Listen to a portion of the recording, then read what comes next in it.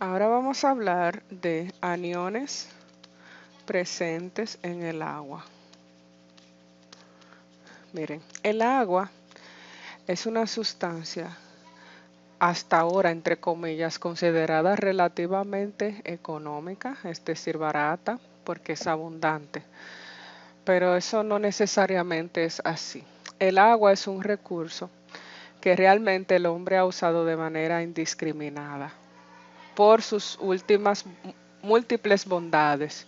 Es una sustancia que tiene la capacidad de transferir bastante calor, se puede utilizar en procesos de enfriamiento, es vida porque nosotros la necesitamos para consumo humano.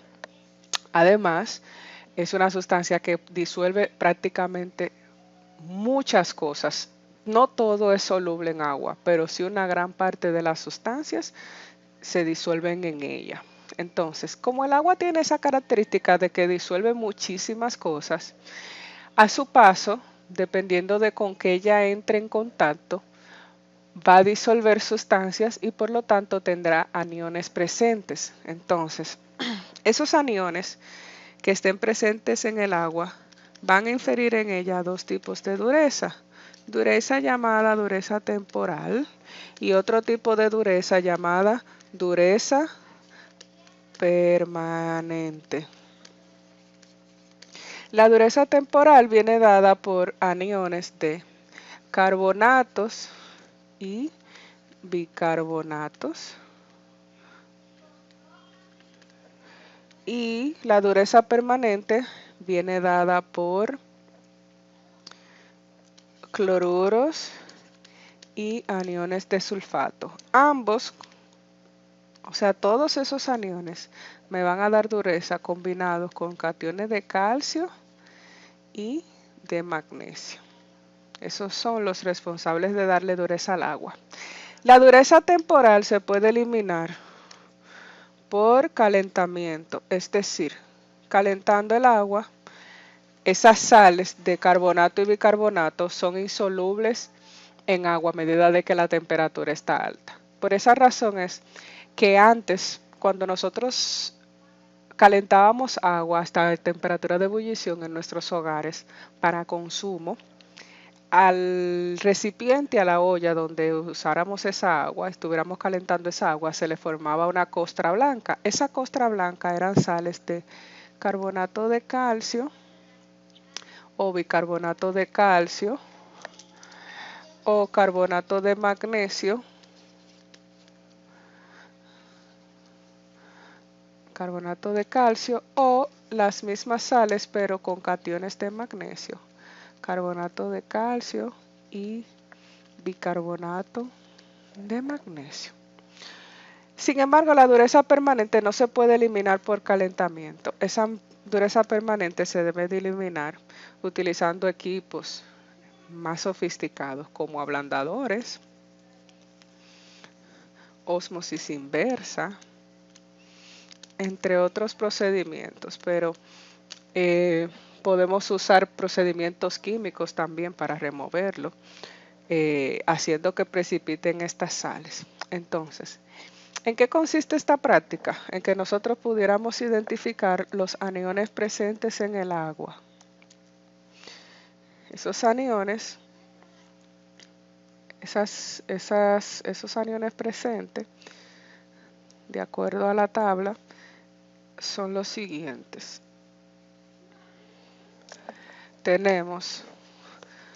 Nosotros tenemos tipo de anión que queremos identificar, ¿verdad? Así más o menos va a quedar la tabla. El reactivo que se usa para ver presencia de ese anión, identificación, reactivo de identificación, la evidencia y el compuesto que se forma. Entonces, formado. Vamos a ver.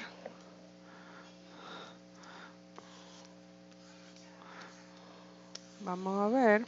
Para el primer caso,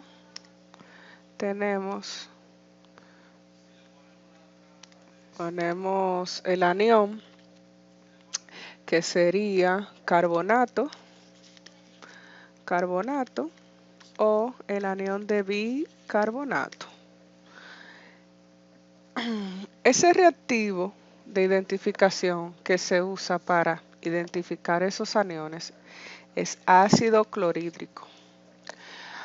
Cuando ustedes lavan los baños en sus casas, ustedes se dan cuenta que le echan una sustancia ácido a las losetas o azulejos e inmediatamente se ve una efervescencia como un desprendimiento de gas. Es el mismo efecto. Las sales de carbonato y bicarbonato en presencia de un ácido fuerte generan una sustancia llamada dióxido de carbono, que es el compuesto que se forma. El dióxido de carbono es un gas y precisamente esa es la evidencia de que la reacción es positiva, es decir, burbujas, formación de burbujas o efervescencia.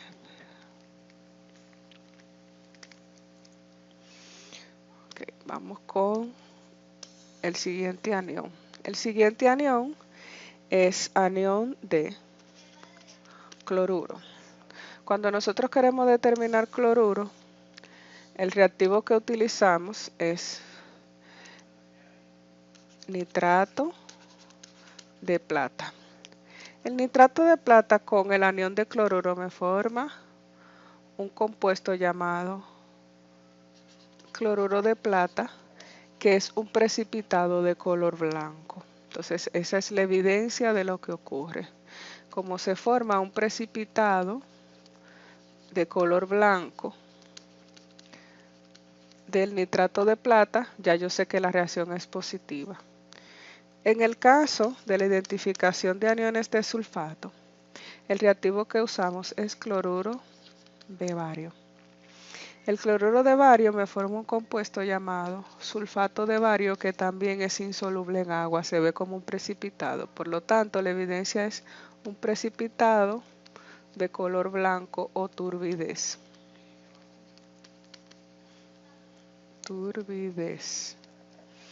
Entonces, ese es en el caso del primer recuadro.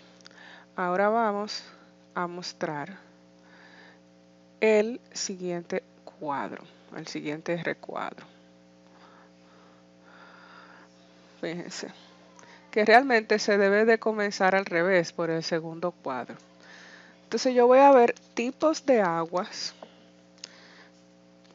donde yo tengo aguas tratadas como agua destilada, tengo agua de la llave y agua dura. Las aguas duras son aguas que son muy ricas en sales minerales. Y los reactivos que le voy a poner para ver si hay presencia de esos aniones en esas aguas son los que ya mencionamos arriba. Entonces, para el agua destilada tendrá un tipo de reacción, para el agua de la llave tendrá otro y para el agua dura tendrá otro. Entonces, fíjense, yo voy a colocar el agua destilada, como es un agua que no tiene minerales porque es un agua tratada, yo le voy a poner negativo, o sea, seguramente dio negativo, tanto al reactivo de ácido clorhídrico como al de cloruro de bario como al de nitrato de plata, porque no tiene aniones, es un agua extremadamente desmineralizada, no puede tener aniones presentes. Sin embargo, en el caso del agua dura, esa agua en cambio debería de dar positivo a todos los aniones porque es un agua dura, es un agua que está muy cargada en minerales. En el caso del agua de la llave, no necesariamente debe de tener positivo a todo. De hecho, el agua de la llave es un agua tratada también. El problema del agua de la llave es que cuando ya llega a nuestros hogares, como está pasando por sistemas de tuberías que son muy viejos y están soterrados, va disolviendo todo lo que llega a su paso. Pero como al agua de la llave se le echa cloro para sanitizarla, para eliminarle la carga de microorganismos, debería de dar positivo para el nitrato de plata, pero negativo para los otros dos. Entonces, así debió quedar. La pregunta que dice que si todas estas pruebas son suficientes para nosotros tomar la decisión de tomar cualquiera de esas aguas, la respuesta es no. ¿Por qué no? Porque ahí no se le han hecho pruebas microbiológicas, faltarían las pruebas microbiológicas.